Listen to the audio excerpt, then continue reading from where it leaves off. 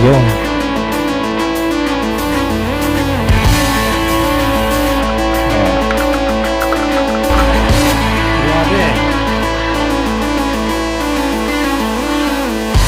Muna di tayo magaling. Ito yung mga tape na kailangan natin. Pag-uusapan natin ngayon. Siyempre, puro sa mga.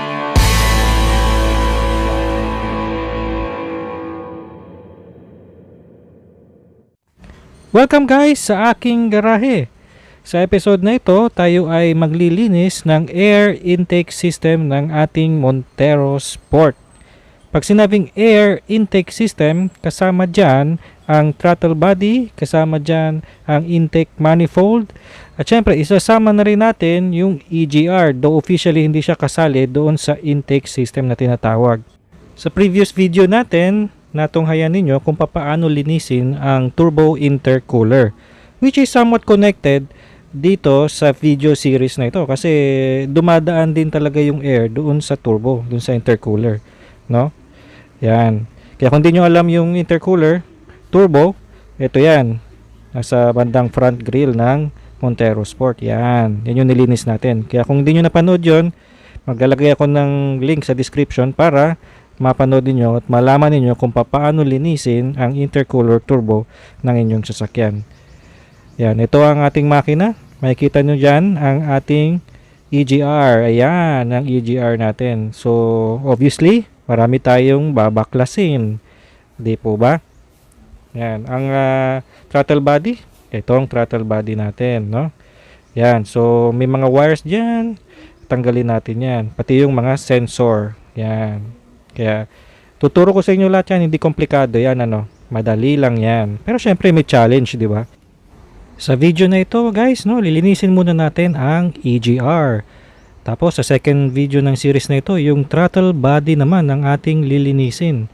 At dun sa third video natin na i-upload sa series na ito ay yung paglilinis naman ng intake manifold, which is medyo challenging pero kayang-kaya naman natin yun, ano. Yan ang mga tutunghayan ninyo sa video series na ito. Alright, ito mga kailangan natin guys, no? Socket wrench set.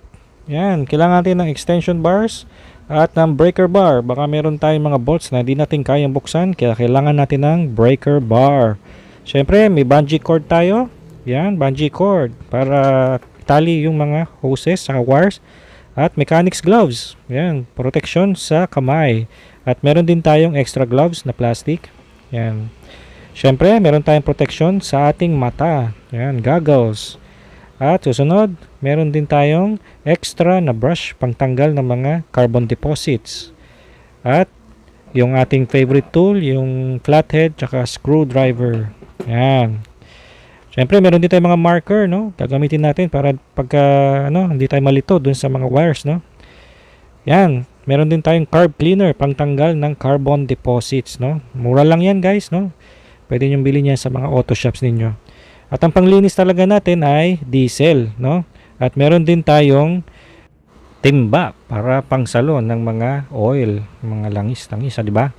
Kung may mga gagamitin tayo, ipa-flash ko sa screen niyo kung ano pa yung mga additional tools na gagamitin natin. Simulan na natin.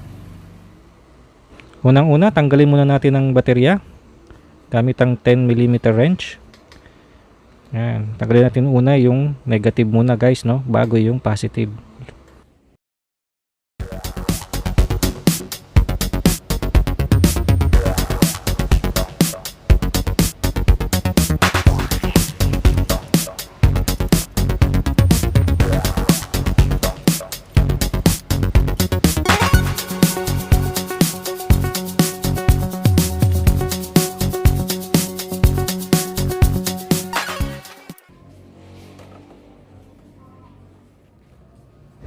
Meron na tayong space papunta sa EGR. Yan ang EGR, ano, exhaust gas recirculation, no. Yan. So para matanggal yan, bali 6 na bolts ang tatanggalin natin. Kasama na yung dun sa baba, yung dalawa dun. Yan, para matanggal yang EGR.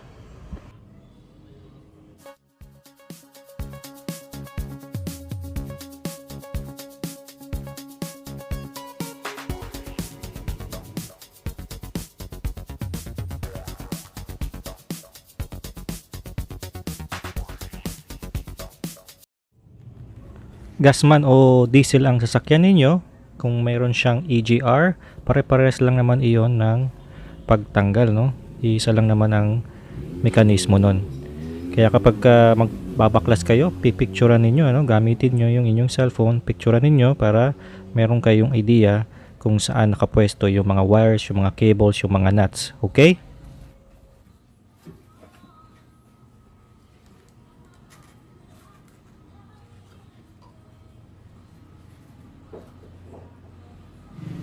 Simulan na natin baklasin. 4 na bolts sa EGR valve, 2 sa baba.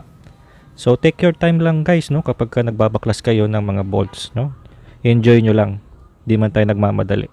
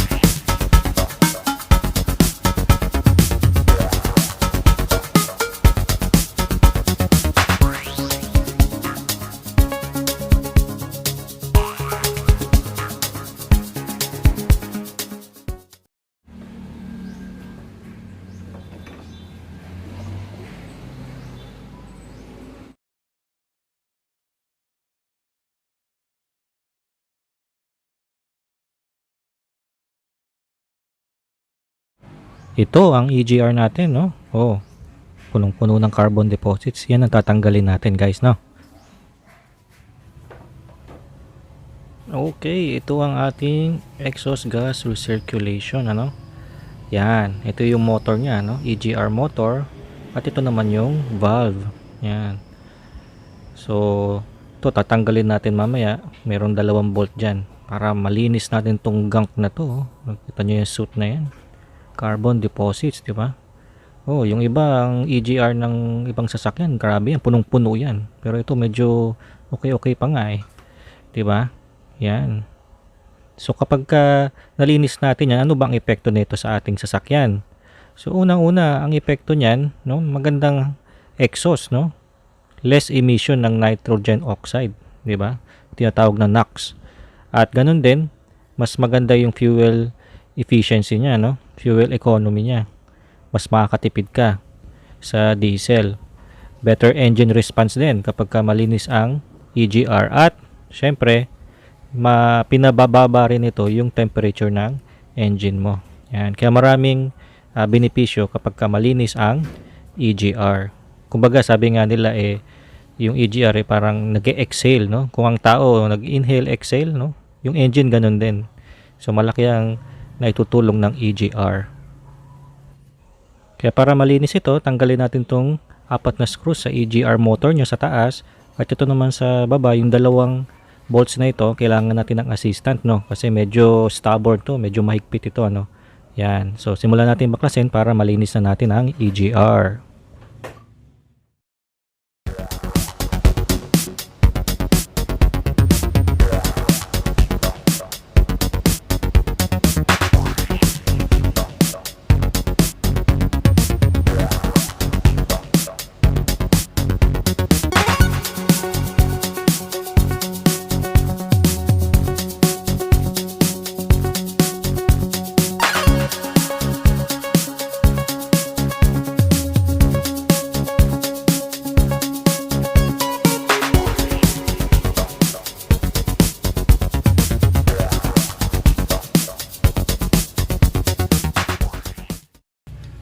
Sobrang higpit guys, no?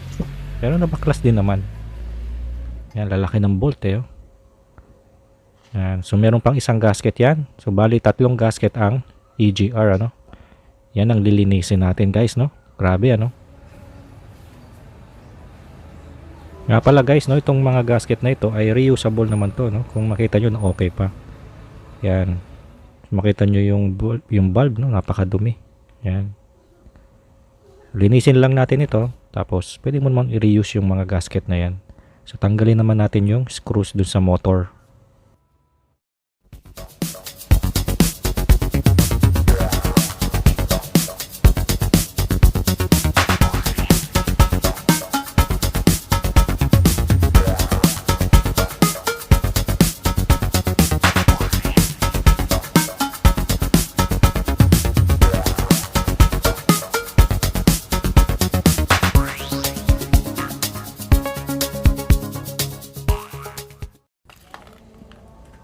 Okay, so tanggal na natin, ano. Malinis pa tong sa taas ng valve. So ito yung ating EGR motor. Yan. So maging organized tayo sa mga bolts, no, sa mga screws. Kaya lagay lang natin sa isang lalagyan, tapos markahan natin kung saan natin yun kinuha para organized tayo, di tayo mawawalan ng mga bolts. Okay? Ngayong nakalas na natin, so simulan na nating linisin ang ating exhaust gas recirculation. So guys, linisin muna natin tong EGR valve at itong pipe na ito na punong-puno ng gunk. So, yung tinatawag na carbon deposits, ano? Yan. Syempre, ang gagamitin natin ay ang diesel. Yan ang talagang paglinis dyan. So, ilulubog lang natin yan o lalagyan natin ng diesel yung loob para matunaw yung mga carbon deposits na yan. Carbon dioxide tuloy. Yan. So, lalagyan lang natin yan. Hayaan lang natin 5 to 10 minutes yan. Yan, depende sa inyo. Tapos, pwede nyong kudkurin yan, no? Gamit kayo ng brush. Yung iba, gagamitan ng flathead screw yan. Kinakayod talaga yung mga nakadikit na carbon deposits sa metal, no? So, yun din ang gagamitin natin, gagawin natin, ano? Maya-maya. Pero, lubog muna natin ito sa diesel, no? Babad muna natin sa diesel. Yan.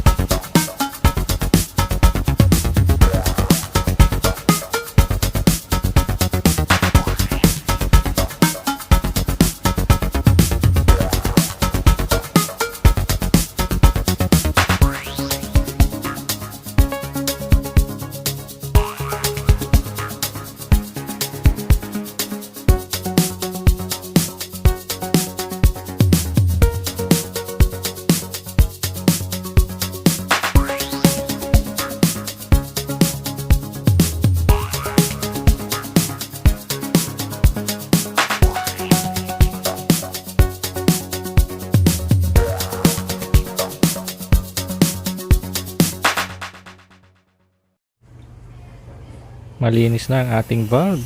So, finishing na lang gamit ang ating carbon cleaner.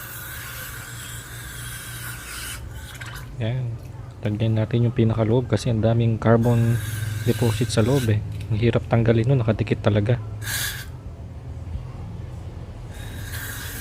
Tinitipid ko pa yung carbon cleaner ko. Malamig pala itong carbon cleaner, no?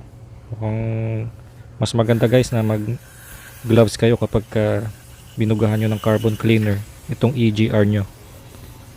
Dito kasi hinubad ko na yung gloves ko dito. Mas magandang maglinis kapag kamay talaga. Yan, makita nyo ninyo. Yan, malinis na, di ba? Yan. Malinis na siya. So patutuyuin na natin yan. So, wala ng diesel yan kasi minuguhan na natin ng carbon cleaner. Yan. So malinis na siya. So huwag kayong matakot, no, baka isipin nyo umapoy kasi may diesel. Hindi, no, kasi binugahan na natin ng carbon cleaner.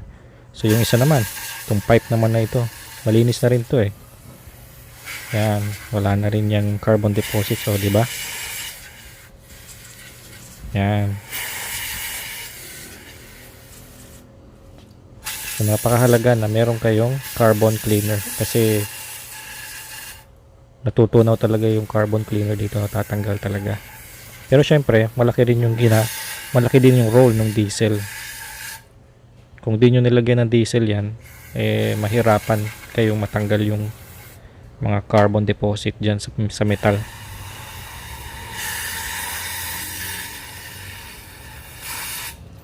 Okay. Konti na lang. Grabe, ang lamig talaga ng carbon cleaner. So advice ko sa inyo talaga mag gloves kayo, ano. Ayos. So patayuin natin to, no, itong EGR valve tsaka itong pipe na ito. Ayos.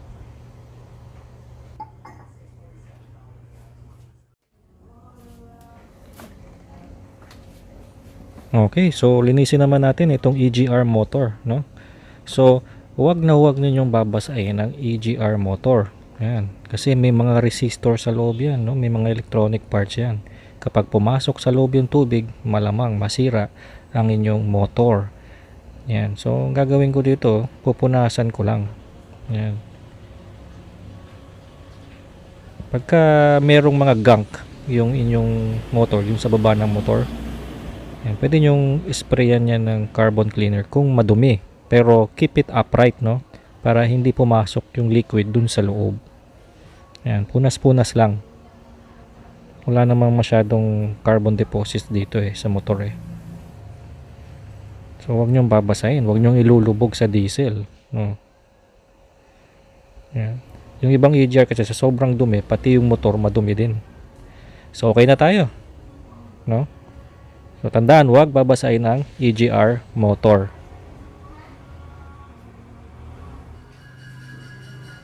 Ang lilinisin naman natin ngayon ay yung pinagtanggalan ng EGR, no? May dalawang butas doon na punong-puno rin ng carbon deposits. So ang gagawin natin, kuha tayo ng basahan na malinis, tapos bugahan natin ng carbon cleaner yung basahan. Tapos yun ang ipupunas natin.